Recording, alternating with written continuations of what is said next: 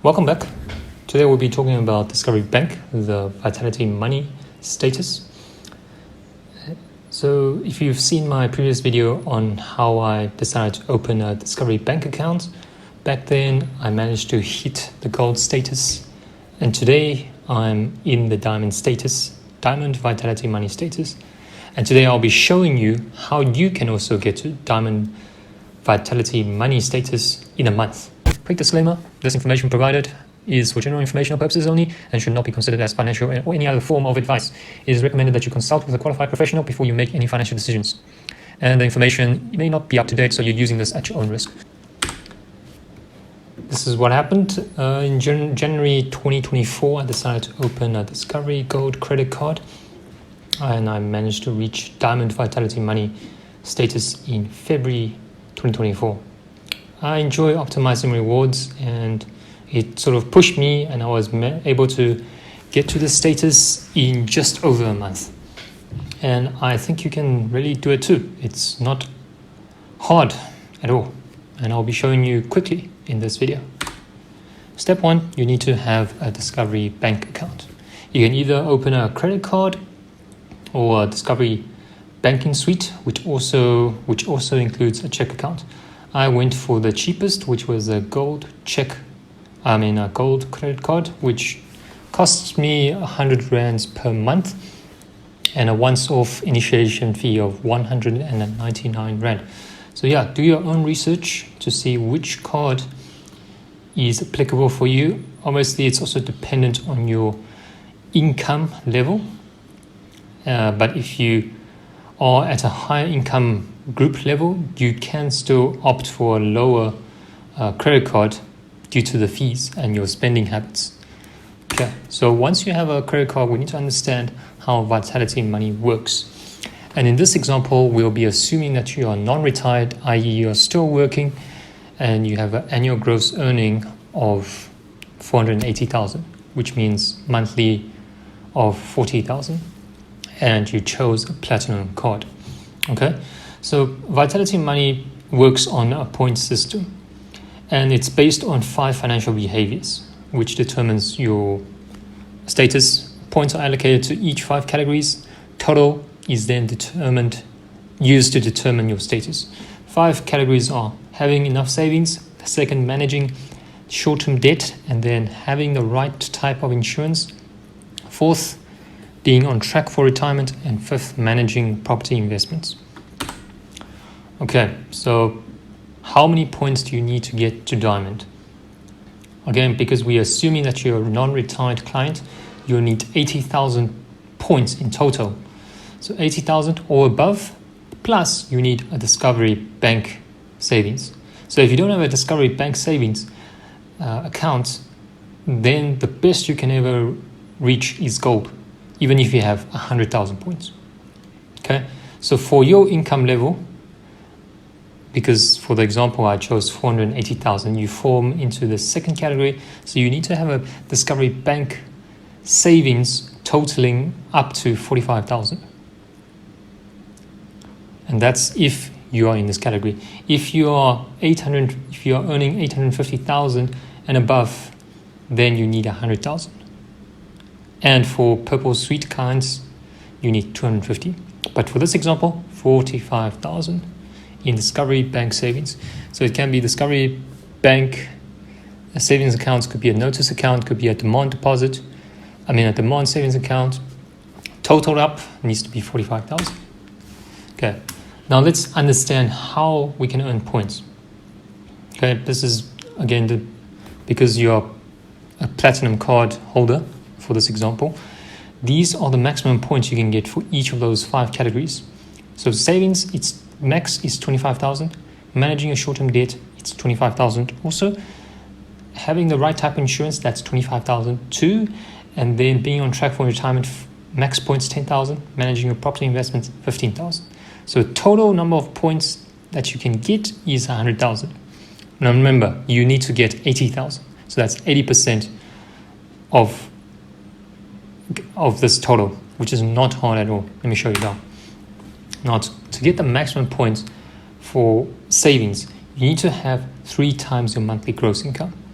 that will give you 25,000 points. There's a scale, so depending on how much savings you have, you just get a portion of the 25,000 max points. Obviously, the more savings you got, the more points you get, up to a maximum of 25,000. So in this example where you have 40,000 gross monthly earnings, you need 120,000 earnings in total. That includes your discovery savings plus external savings. So you can have external savings, but you need to prove it by having a sort of a statement, etc.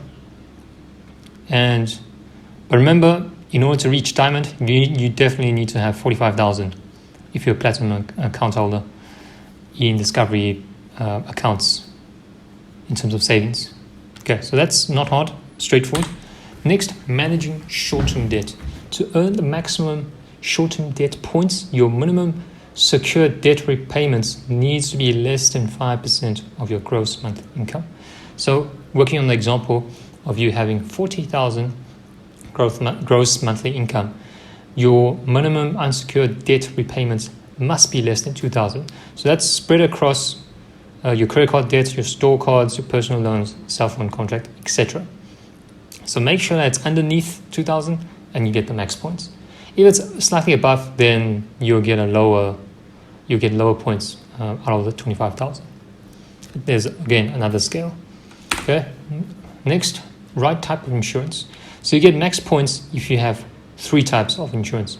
Short-term insurance, this will include your vehicle insurance, life insurance, and medical aid.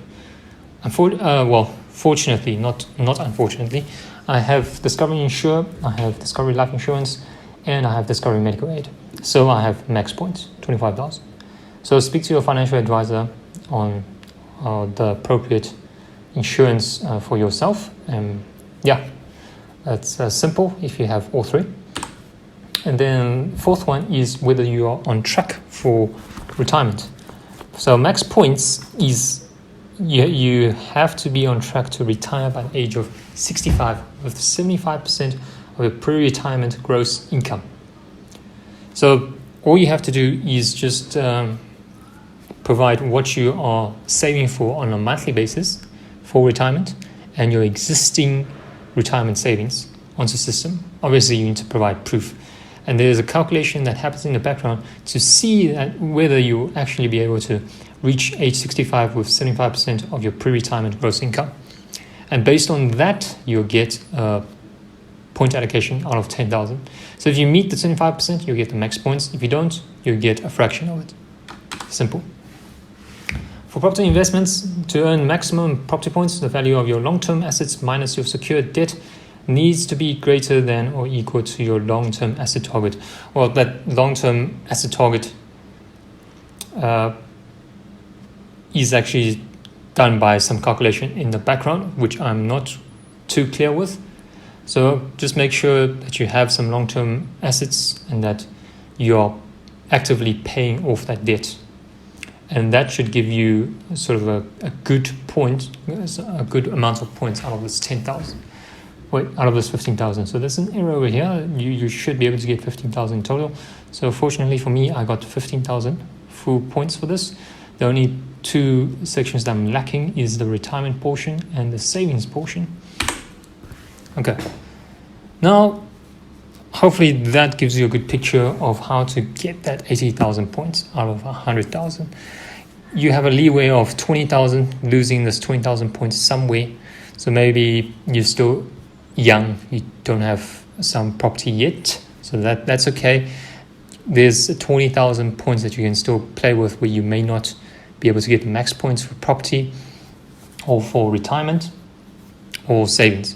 So just work around, see where you are at the moment, and then just make sure you have 45,000 in savings if you're a platinum account holder.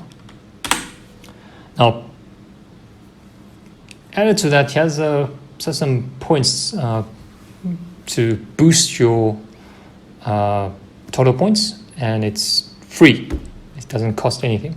You set up a budget on the financial analyzer, okay? And it's very easy.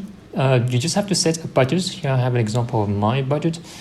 So you get 10,000 points just for setting up the budget for the first month. First month, I think. And then going forward, I would have to stick to the budget to maintain the 10,000 points. So if you exceed your budget, you obviously start getting a fraction of this max points. But if you meet your budget every time, then you'll be able to get that 10,000 points. And then that again helps you give some leeway on not meeting the max potential of the other 5 categories. There's also wealth points. I mean, if you're very wealthy and you have the prerequisite, you have a gross annual income of 850,000 or more, then if you can prove that you have an investable assets above a certain threshold, say for example 5 million to 7.5 million, then you get 20,000 points automatically. Now imagine if you have more than 20 million investable assets, you've qualified for the points for gold. Now you just need to have some discovery savings meeting those thresholds. Okay, so this is in essence how you reach diamond. It's not difficult at all. So if you are planning to open a Discovery bank account after speaking to a financial advisor, here is a referral code. If you use it, we both benefit. We can both get up to 5,000 Discovery miles to start off with. And I think it's if you open a Discovery banking suite, then we get 5,000. If you're opening a Discovery credit card, then we both get 2,500 Discovery miles, provided that you swipe that card within 30 days of opening the account. And yeah, that's it. So hopefully that was useful. Until next time.